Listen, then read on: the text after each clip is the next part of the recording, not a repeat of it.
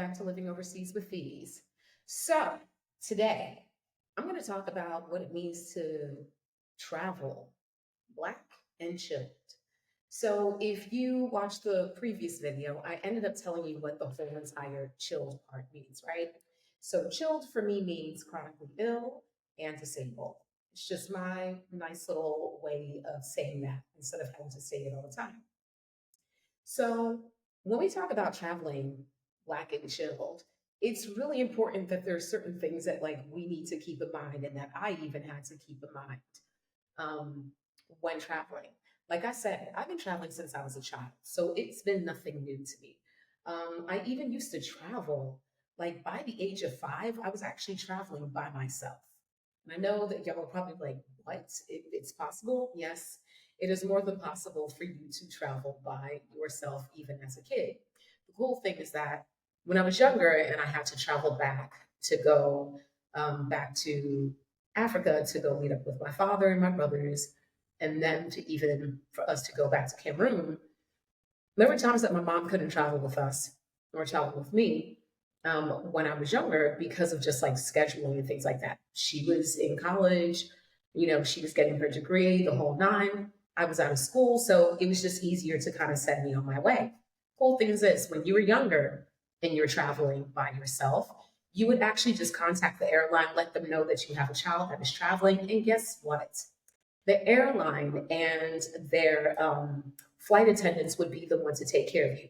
Back in the day, you had to wear this like funky little pouch or whatever else that had that had like all your information, your passport, your ticket, everything like that, or whatever else. I think they've done definitely a better job of it, but you could travel in that manner. So I was doing that even as a kid. So I was never afraid of traveling. I actually enjoy traveling.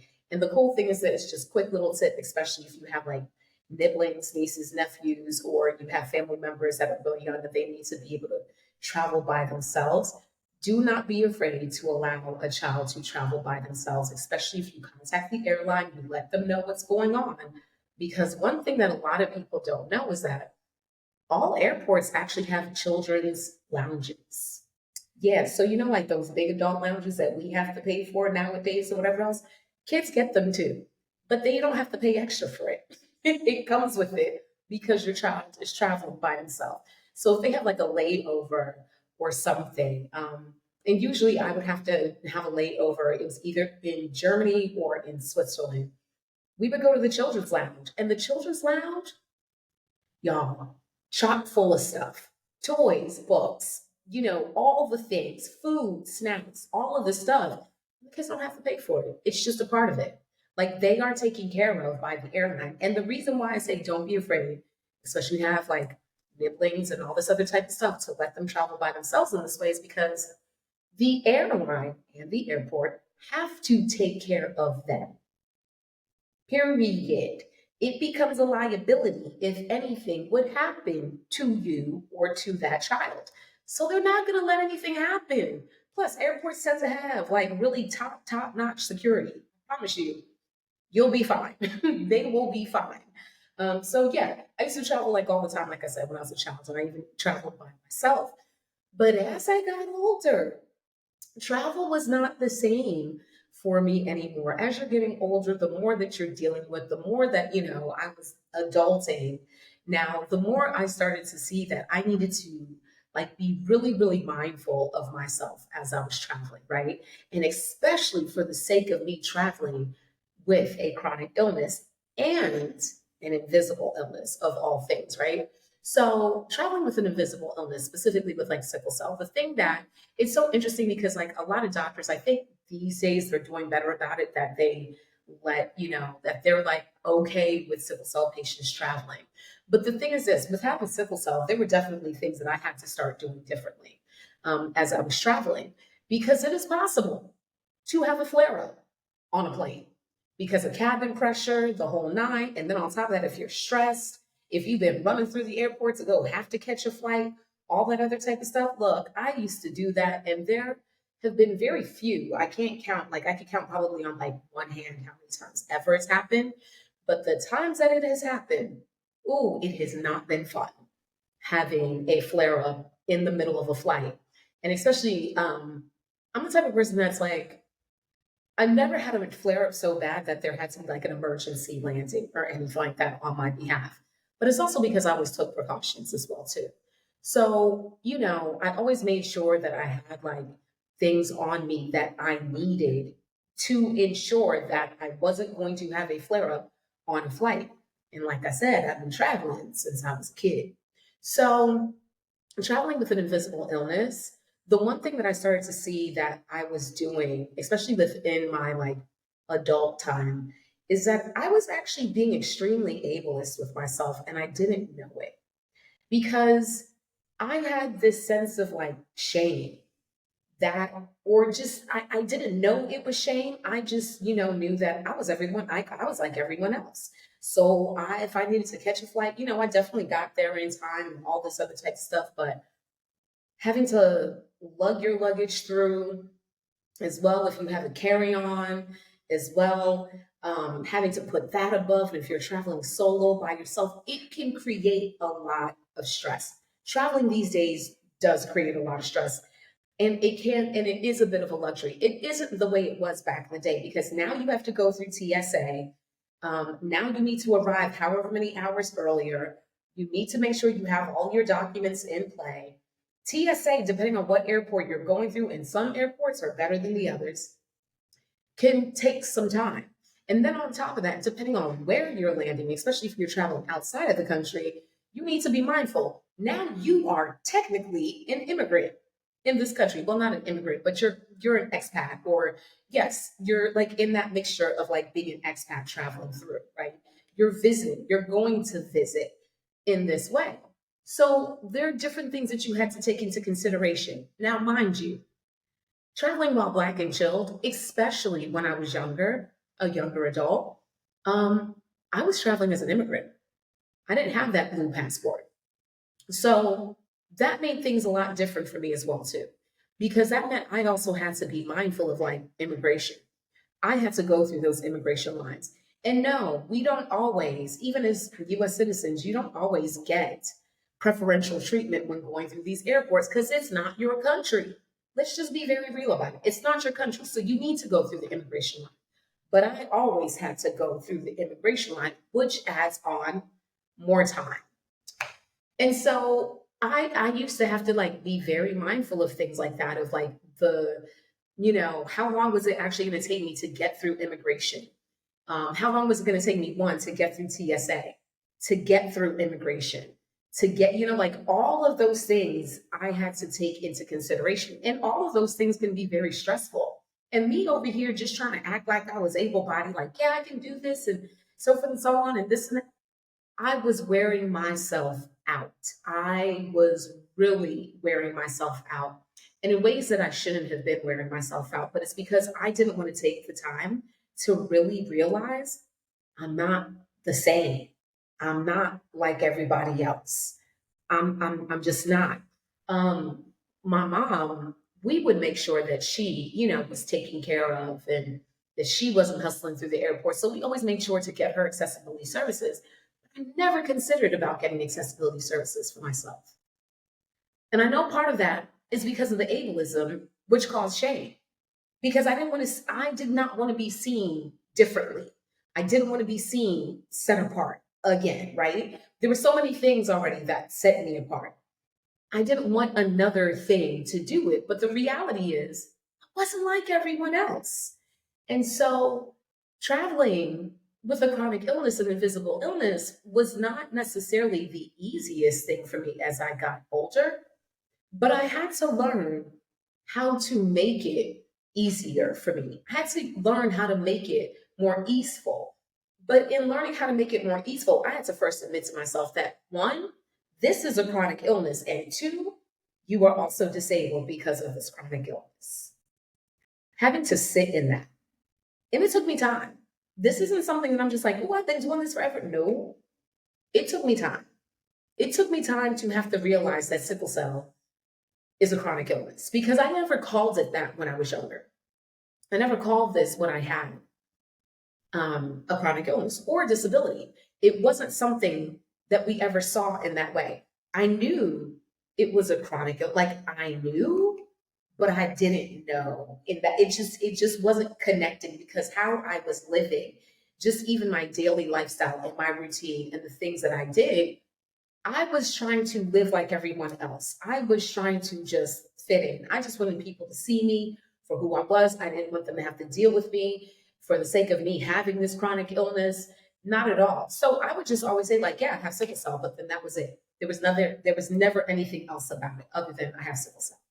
And the way that I flattened myself, because I wouldn't just be honest about this is a chronic illness. Call a thing a thing.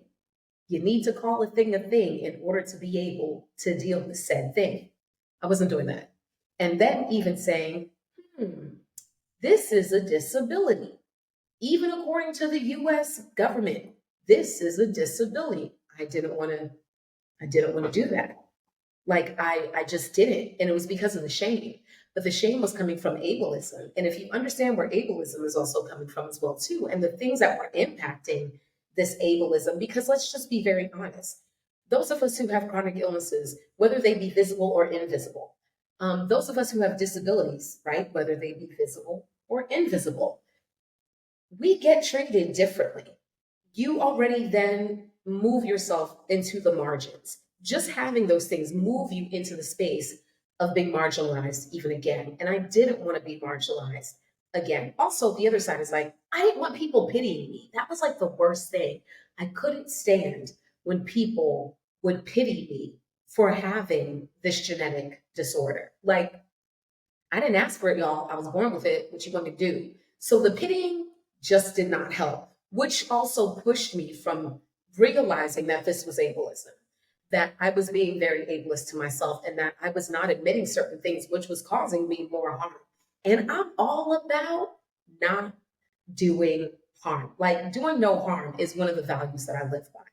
But I was doing myself a lot of harm by not saying these things. So by saying these things, by realizing and also through education, right? Through educating myself, by placing myself and being in communities with other people who are chronically ill and disabled, by listening and learning from disability justice advocates and educators, it's where I had to really sit with myself and wrestle with these identities that were real to me that I just was not ever naming.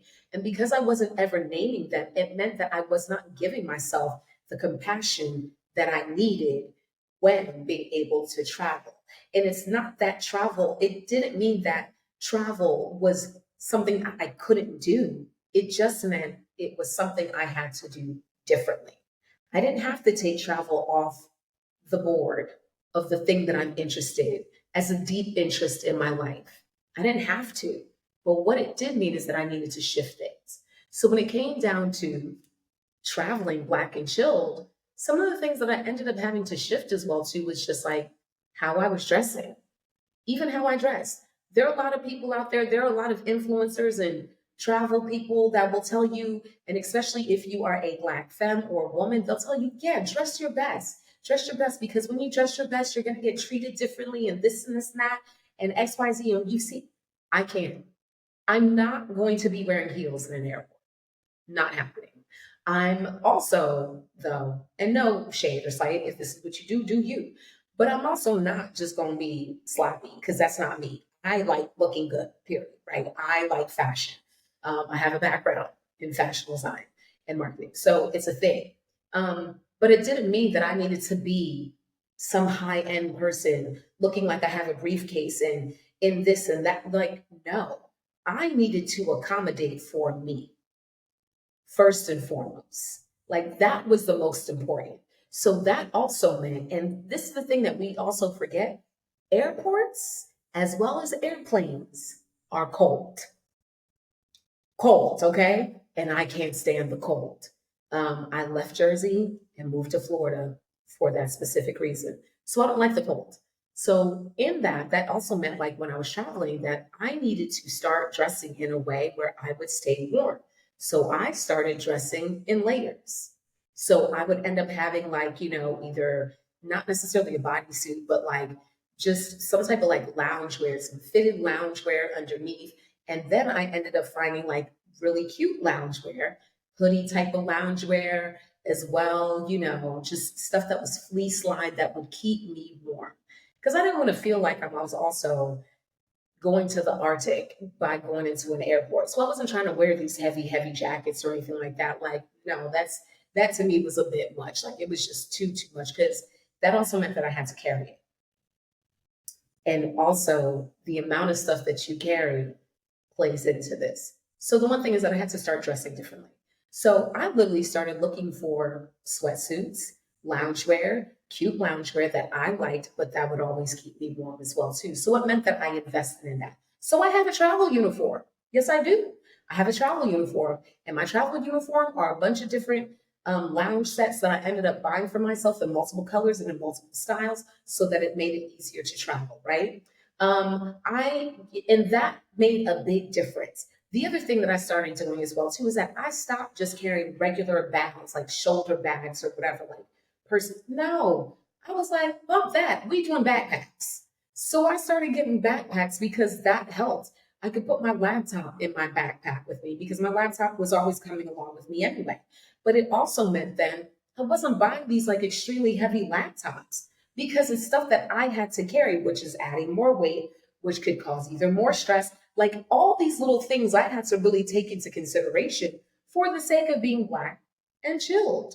That chill part, like, really shifted the way I started traveling when I got older.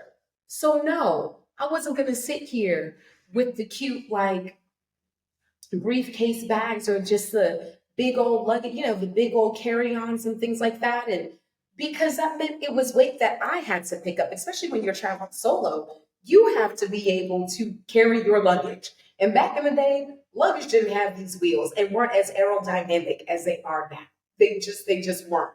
So I really had to shift things around and needed to make some major shifts quickly so that I could accommodate myself as I traveled. So this is why for a long time, like even when I was in college, I would only travel with like a carry-on. I wouldn't really take big things with me. So for the so on, because I didn't want to have to carry all that weight because I knew I needed to carry that weight. I wasn't trying to send my body into a flare-up as well, too. So yes, arriving to the airport early was important. And yes, when I'm traveling in the US, it was easier. But if I was traveling internationally, I had to also be mindful of like what I was carrying wise because in the end, I had to carry that luggage. I had to wheel it around. I didn't have no one wheeling it around for me. It was me. And so I even took that into consideration for when I decided to move on, like how I needed to be with myself, right? So yes, making major changes in that was really important as well too. Even when I started traveling, having to be mindful of like the things that I was going to take with me. It was like, what's important? I could not do the overnight duffel the way some people are like, oh, you could just take a duffel, throw a few things in there, and you'd be good to go. No, because having a chronic illness, there were certain things I absolutely had to have. And so some of those things like that I absolutely had to have were like a heating pad. Because if I'm having a flare up, one of the quickest things that helps me is a heating pad. And thank God with technology and the way airports are being built and the way airplanes are now, back in the day, it wasn't like that. So when I had my flare up on the plane, I didn't have a plug that I could put in a heating pad and be good to go. It wasn't a thing.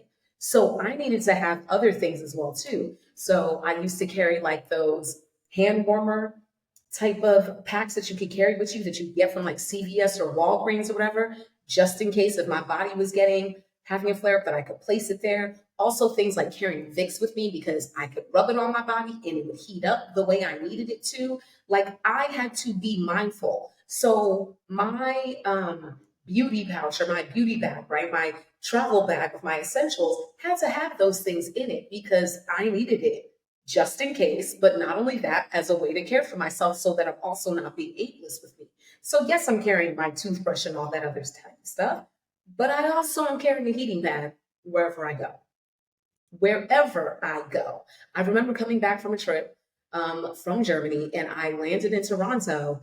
And as I was in the airport was they dropped the temperature in like the AC cold. I was layered, but the thing that I had on was not fluffy enough nor warm enough. Thank God I had my heating pad, because when I sat down, plugged it in, put it on, sat, chilled, and was able to get my body to be regulated. Like I could do that as well too.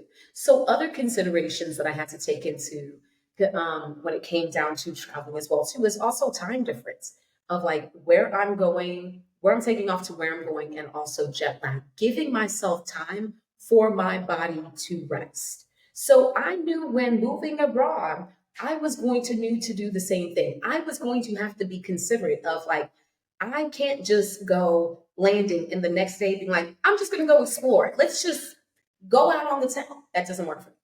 My body needs a minute. My body needs a minute to recover. And so I give myself time. So that means even building in time into my itinerary for wherever it is that I was going to go. So, yes, even if I was going to rent an Airbnb or something like that, that's cool. But it also meant like, one, how am I going to get to that Airbnb? Two, I'm coming off of traveling. Three, am I just trying to book something right then and there at the airport? What are ways that I can make it more easeful? That is literally make it more easeful is the thing that I've had to take into consideration every time I travel. And shout out to JT Perry for that, because she's the one who ended up teaching me literally for being a Black chilled person to literally make the magic easy. So how do I make it easier on myself so that my body isn't going into flare-ups being Black and chilled? It was this way. It's literally considering all of these things, even considering like the hotels that I'm staying in. If I'm staying at a hotel, right? To say like, yeah, I can't stay just anywhere, but it's also because of my body. Meaning that also where I'm going to, is medical care going to be accessible if something happens to me? Because I need that to be legit and real. And that played heavily into where I decided to choose to move to, because I needed really good medical care, no matter what. The good thing is that in all of my travels, I have not had to end up like in the hospital overseas at all. But it's because I've been very considerate of myself. But I've also been very mindful of where I have been, just in case, to make sure that there was a hospital around that could take care of me. And that if I was traveling solo, that I'm either meeting up with family or something like that, and I have all the information ahead of time so that when I get there, I'm good to go, either which way. Those are all considerations I had to take into play concerning when it was time for me to move abroad, where can I go?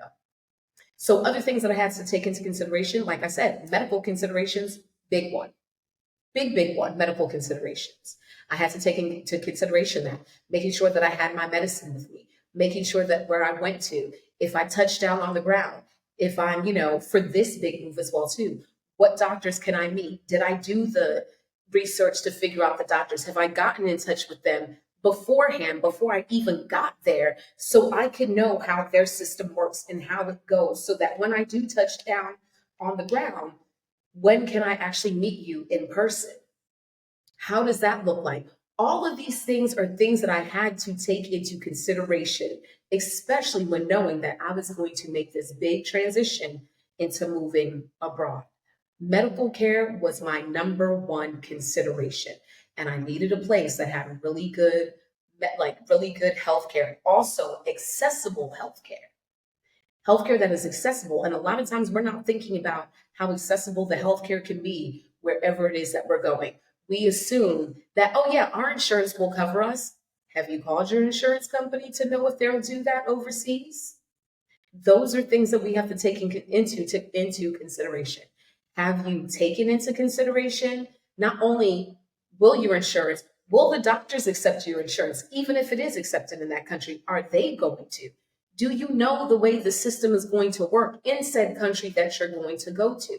Do you have the medical professionals, the specific specialized medical professionals that you need within said country you are moving to? For me, I needed a hematologist. That was number one. A PCP, general practitioner, I could find. That's not an issue. But I needed someone who was a hematologist. And I needed someone who also knew how to deal with me, for someone who has been able to actually work with patients who had sickle cell. That was a big thing. Like being very blatant. Have you worked? Have you been able? Have you had patients that have sickle cell? Do you know what to do? What are your procedures when it comes to this? Like I did that work to figure that out and started going into these expat groups as well too to ask these questions to see, can I get someone to make these consultations, to call up to see if this was going to work?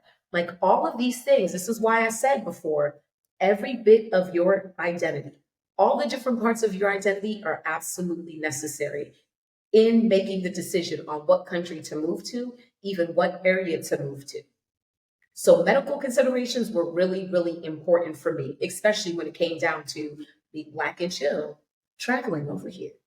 I couldn't just put myself in a place where I couldn't be out in some rural area. That wasn't going to work. I needed to be somewhere where I knew I could be close to a hospital, especially if I was going to be solo. I'm by myself. Also, is there public transportation that can get me there? And how much does that cost? What is that like? Because that's going to play into my budget as well, too. Like all of that's important. So all of that was important, even for the sake of like, choosing where I decided to move to. So on flights, what I decided to do when I started deciding to like stop being ableist is that I started asking for accessibility services for myself. For myself, I had to deal with the shame. I had to deal with, is this actually legit shame? Or are you just feeling ashamed because the way these systems are set up, they shame people who have chronic illnesses and disabilities, and especially for the sake of because of your age. No, you're not a senior citizen. I'm not, as you can tell. I'm nowhere close to. I'm not a senior citizen. Am I going to be so concerned about people onlooking? Like those are things that I had to really contend and wrestle with internally to move through this so that I could stop being ableist with myself as I traveled. It was absolutely necessary for me to do so. So now, without hesitation, I ask for accessibility service and I book them out immediately. It does not cost extra. It is literally part of your ticket.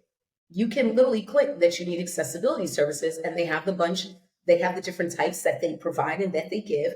Check the one that's according to me. So for me, the one thing I had to learn was like, I can't be running up and down these airports like other people do.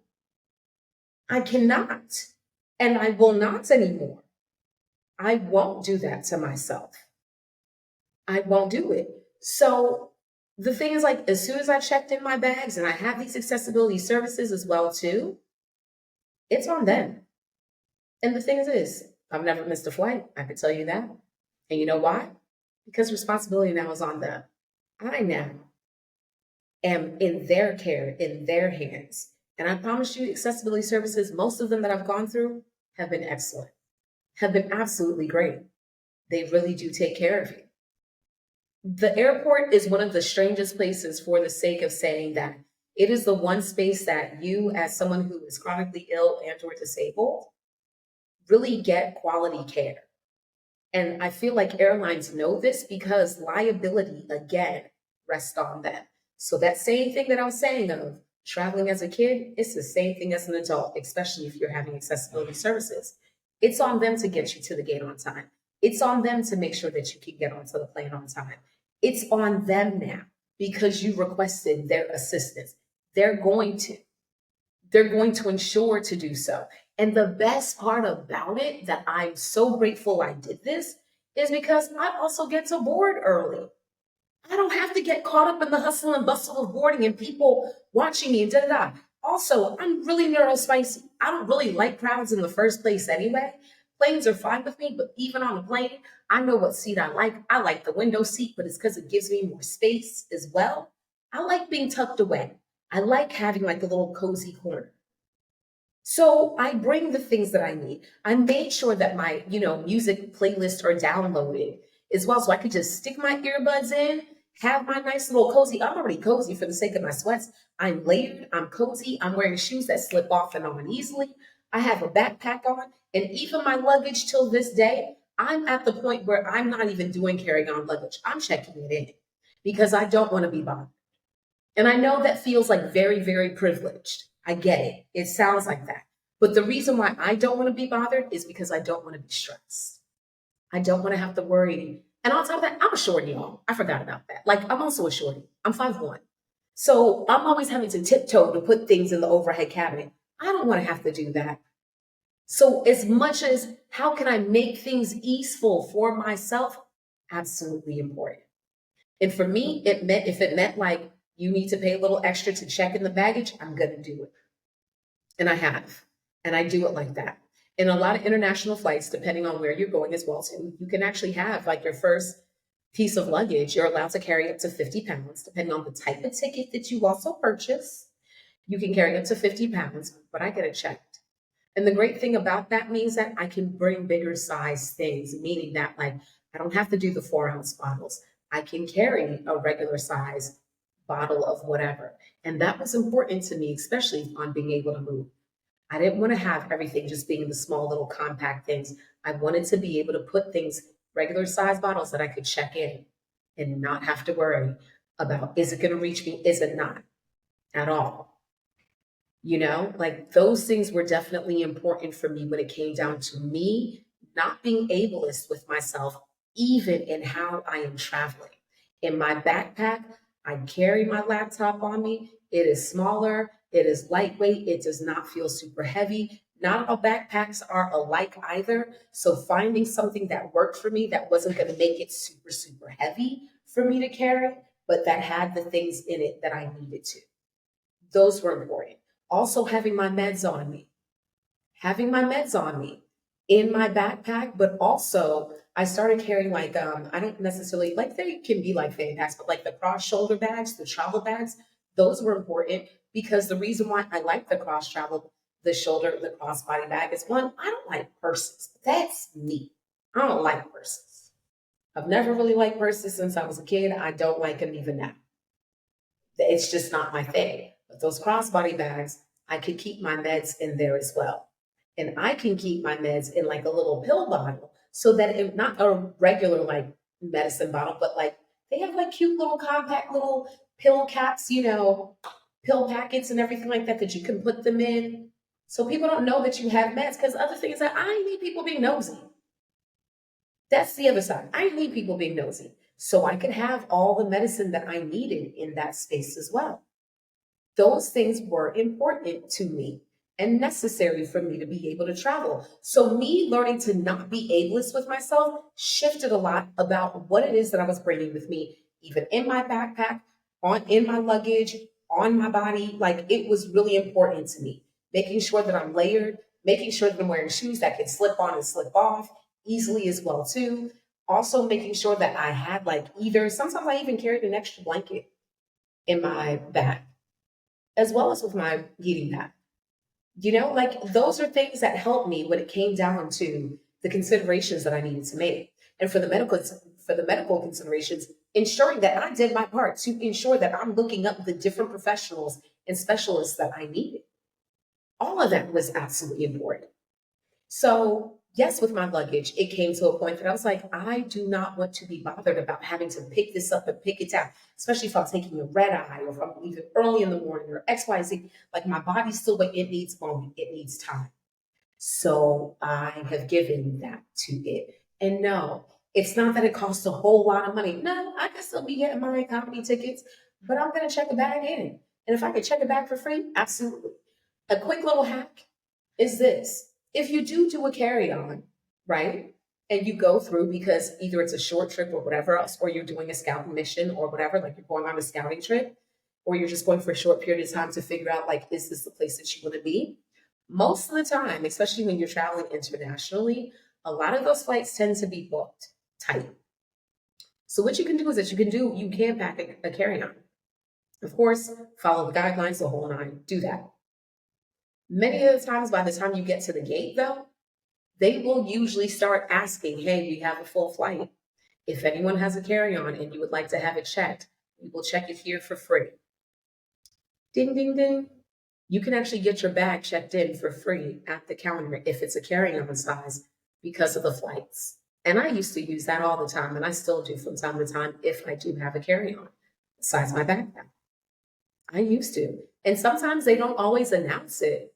Sometimes you could just go up to the counter and be like, hey, is it possible is this flight full? If it's full, is it all right if I can get my like bag checked in? They'll check it for free. So you're not even having to spend money now to get that bag checked. Quick hack for you. So that's how I used to do. Even if I was traveling domestically, I used to do that as well too. I had no shame. Yep, sure enough, I'll get it. I'll get it done. You get a tracking tag and everything like that, and it's done. Now all you have is your backpack or whatever you have is your purse or your bag that you're carrying with you with your essentials. That's it. So that's the stuff that I was doing as well too, right? Why was I doing all of this as well, other than learning to not be ableist with myself? Because that was a huge thing. It's because I saw the major difference of what was happening with me when I was traveling. Whenever I was traveling and I would go on a trip and then I'd come back from a trip, literally, this was when I was ableist with myself.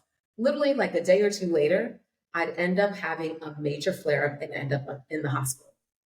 And it started becoming a consistent pattern in my life.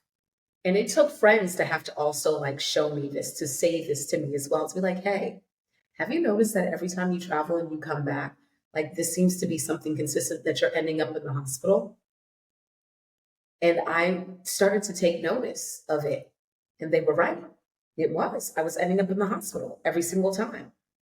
So though my trip may have been enjoyable, it sucked when I got back because my body, I'm sick and I'm in the hospital. I'm having a major flare up and I'm having to go through. And it's taking me extra time to recover. I couldn't just enjoy my trip for what it is and come back with the stories because now I'm having to deal with my body all over again. So when I decided to like really contend with myself and understand like this isn't a good look that every time you're going on a trip now and you're coming back, you're ending up stressed and you're ending up in the hospital. It just showed me what ableism was doing to me, what I was doing to myself, because I was here trying to hustle through these airports, trying to be like everyone else, not use the services that are there for me. So for so on, just trying to fit in, not try and stand out and I saw what it was doing and it was causing me so much harm. It was causing me so much harm and it sucked. And I would get so down in the dumps because it was just like, oh, it could have been such a great trip, but I'm so stressed. Like I had to stop. I literally had to stop because my body couldn't take it. It basically what was happening is that I wasn't resting.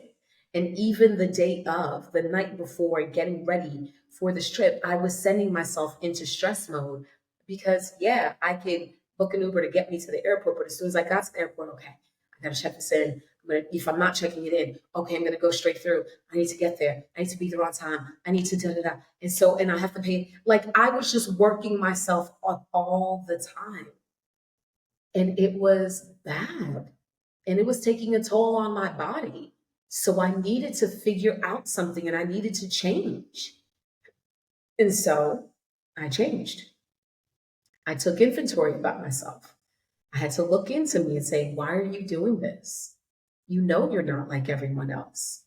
You've never fit in. So why are you trying to fit in now and in this area? And look at what it's causing you. Look at what the cost is. And you love to travel. This didn't happen to you when you were younger. So what's the difference? It's because I got older and I really was steeped in that indoctrination of trying to do it all on my own and not ask for help. I had to learn how to ask for help, even in travel. And the thing is there, it's built in. It is built into it and it can be taken care of for you. So why wouldn't I want to make this thing more easeful for myself, if not possible? And it's not costing me extra. This is a service that every airline offers. Then why not? So that was the big difference. That was the big change that I had to make as to why. I needed to stop being ableist with myself. I needed to honor that, yes, I was Black. I was traveling Black and chilled. There's already a lot for the sake of traveling while Black. But that chill part added extra dimension and weight. And I needed to make that part be a lot more easeful for myself more than anything. And so I did. And the difference is once I started asking for help, once I started utilizing accessibility services, when I would come back, my body would be fine. I would not be stressed. I would actually I would enjoy the trip. Going through the airport wasn't as stressful for me anymore. Getting through TSA, getting through even immigration wasn't as stressful. Getting to the airplane and knowing that I could also board first because they give special accommodations. If you ever are paying attention to what they're saying for who can board first, usually women with children, usually families with children, veterans, especially in America, and or those that have accessibility services, those that needed help, y'all board first. So I'm not getting caught up in the crowd anymore. I'm not having to feel the tension of the crowd. I get to go in and I don't have to put luggage above me as well too. I have my backpack. I could slip it underneath. I have my nice little neck pillow. My music is already there. I have my chargers with me. Plug that in, put my stuff on, be by the window. I'm nice and bundled and I'm good. I don't have the stress of having to walk up and down these tight aisles and feeling like, am I going to bump into something? Like all of that got removed. And to know that these airlines and airports are there to take care of you. That's why I said it's very fascinating to me. Airports are like one of the like main spaces that you as someone who is chronically ill and or disabled is cared for. You truly get to be cared for. So my stress levels dropped a lot. So yes, I would still get to the airport on time, but I didn't have to worry about rushing over to the gate because they need to get me there because I've asked for accessibility services. Your name is on the roster. They're just going to make sure that your name is on the roster. They're going to look it up either by your name or look at your ticket. And there it is. And they're going to take you through. And the great thing about it for me, and this is what I'm saying, yeah, it's a weird space where it's like you actually do have privilege as someone who's chronically ill and chill or chronically ill and disabled in an airport because the lines, you bypass the lines. You get taken to the front immediately. Whether you are in a little go-kart or whether they have you in a wheelchair and they're wheeling you through. I had to let go of people looking at me. Because the bigger issue for me is how is my body going to feel? They're not going to have to deal with my body. I am. And I don't want to end up in the hospital. I don't want these flare ups. And especially if I'm going to make a big move out the country within my first week, I don't want to have to end up in a hospital. So let's make this magic easeful. Shout out again to JT Perry for that learning. To learn to remove the lens of ableism for me and to deal with my body the way it deserves, the way I deserve, the way we deserve it to be. That was a major game changer, and I'm not going back. And I also got to see how traveling Black and Chilled also helped others that I started traveling with. When I was traveling with my family, they benefited off of the services that I got. And that's the thing we don't look at. We don't look at those that can actually benefit off of the services that we receive, that we're making it less stressful for them as well, too. That they can come along with this and they can be cared for. I needed to show myself compassion. And so these accessibility services, by doing that, it was a way of me showing myself the compassion I deserved. It was a way of showing myself a level of care that I had not given to myself. But still be mindful of myself as well, too. Like all of those things were really important. And I'm so glad I did. And so, yeah, it actually brought me a level of rest. I could actually rest now, even in the airport, even on the flight. I could rest. I would sleep a lot of times, before COVID. You get your snacks and you're good to go and da-da-da. Now during COVID, the one thing that I absolutely, and COVID's not over, y'all. So let's not sit here playing as well too. The one thing I also make sure that I did as well, I always stay masked up. It is an act of compassion for myself because as much as airports, they do clean, they do try to keep it as, people are just nasty. And you're dealing with people from a lot of different places as well too, and they do not have all the same levels of hygiene and care that you have for yourself. Okay? So people can be sneezing out here just openly, whether it's allergies or not. I mask up because I'm not doing that to myself. It's an act of care for me, but it's also an act of community care for others because it's a way of me also showing solidarity with other people who are chilled. It is important for me in that way. It's not just an act of solidarity, but it's a way for me to care for myself. And so because of that, I'm not out here catching colds left and right or catching blah, blah, blah, or having to worry, am I going to catch COVID? No. On the airplanes, majority of the time, I don't eat. I take that stuff, thank you, stick it in my bag, and I wait until I get to my destination. Like those things are important to me because when you're entering in an airplane, especially, it's a closed circulating air system. Yeah, they may filter the stuff, but they're not going to be able to catch everything. And that's how COVID spreads easily. Because you're in a closed circulating air system. And I'm not playing with my body like that. So I'm going to show myself compassion first. And this was the way of me showing myself compassion. Is also by being masked up. And I didn't care if I'm traveling internationally or domestically.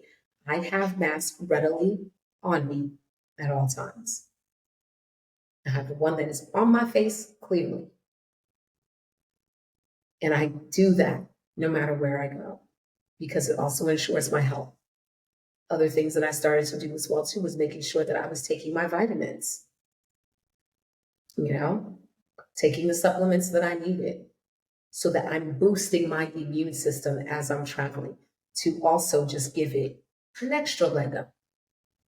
So yeah, the D3, the K2, all that stuff, I'm doing that because I want to not be ableist with myself. In whatever way that I could give myself compassion, I was going to. And it's because I deserve it. Period. It's just that simple. It has nothing to do with anyone else. And I let go of the concern of like the onlookers and what would they think. It's like, screw what they think. It's about what I think and what I need. What do I need? I need to be cared for. I need compassion. I need someone to take that I have a chronic illness seriously. And no, you don't ever have to actually put what you have. They don't ask because it's against the law. They can't do that. But you can ask for these accessibility services and be cared for. And I've been cared for. And so because of that, the after effect is I wasn't stressed. I could actually enjoy my time. I could be fully present and not disassociate. I could be with me and still travel and know I can move overseas somewhere and know that I could care for myself as well too. All of these points were absolutely important, like I said, for me to consider when it came down to traveling Black and chilled. So that's what I've got for you this time. I hope that this has helped as well for you to start even thinking about these things, for considering like, what is it going to look like for me when I do travel? And if I am Black and chilled, like, what do I need to consider? What are the considerations that you do need to make for yourself? For each of us, it's going to be a little bit different. But how can you show yourself compassion? And how can you make travel a lot more easeful for you? These are the ways that I was able to make travel a lot more easeful for me. Even to the point of where I ended up moving to, like as soon as I landed in the airport, because of the way things got set up, I didn't have to worry about calling an Uber. I had my Airbnb host had a driver that picked me up. We had already exchanged information and numbers so they knew how I looked and what was about. And yes, got wheeled out once I went through immigration and all that other type of stuff. Picked me up directly from the airport, took care of the luggage, dropped me off at the doorstep of where it was that I was going to be living for the next month. That is how smooth things went for me in my transition. But it's because I did not overlook myself and I chose not to erase myself by continuing to be ableist. I chose to show myself compassion. And when I chose to show myself compassion and I chose to care for myself in this way, I promise you, Spirit, ancestors, God, call it whatever you may in your own way, showed up for me as well. And things have been smooth because of that. And so it's like, I know what I deserve. And I hope you start to think about what is it that you truly deserve? And that this is going to help shape where it is that you're going to choose to move to. It's important to not erase yourself. It's important to call a thing a thing. It's important at times to even contend and wrestle with yourself about the truth of who you are so that you can show up fully for yourself and also give yourself tons of compassion because we deserve it. You need it. I'm not like everyone else, and I know that. I've never fit in. So why would I think about fitting in now? But if I can get cared for and have that compassion given to me, that's key. And it has made a world of difference because I've been able to rest. I have more joy. There's a heck of a lot less stress as well, too. And I'm just mindful of myself. And it just makes me feel good to know that I can be in the fullness of who I am and not negate anything about who I am. So again, I hope this helps. I hope that you've gleaned something from this. I hope that this helps you to learn to be more compassionate with yourself, to give yourself grace. And also, if you need to contend with yourself, do that. You'll win in the end. You'll win in the end. But let's not be evilist with ourselves because it's not needed. It really isn't. It's a major hindrance and it's stripping you away from yourself. And you don't need that either. I want you to pray and start dreaming about where are the possibilities of where you can go. But it takes being honest with yourself about who you are. So till next time, I love y'all. I'm here for y'all. And peace.